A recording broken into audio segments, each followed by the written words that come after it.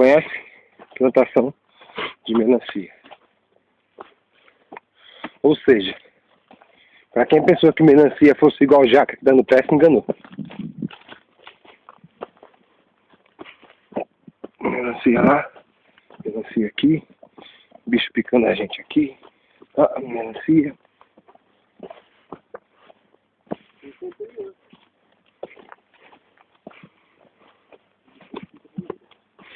Uma feira dessa melancia podre também. Mais melancia. Aqui em São Paulo a gente paga R$5, aqui eu como de graça.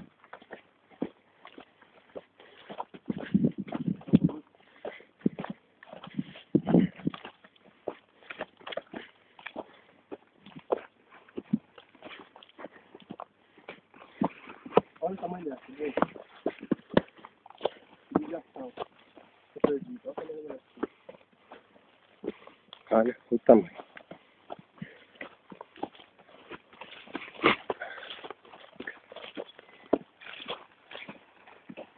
Eu podia ficar ruim também, né? É. Caraca, filha da puta. Furou. É.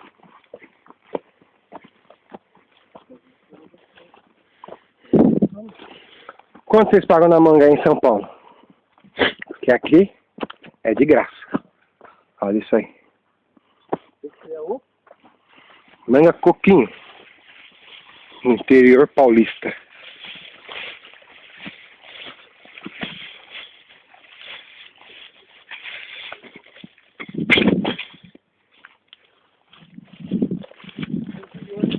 Isso é interior paulista.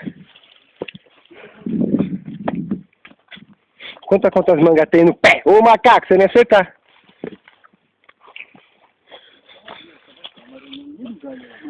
Ela tá mostrando que ela tá caminhando.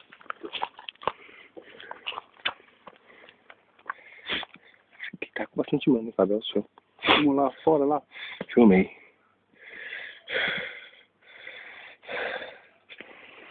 Mangão. O que foi isso aí? YouTube.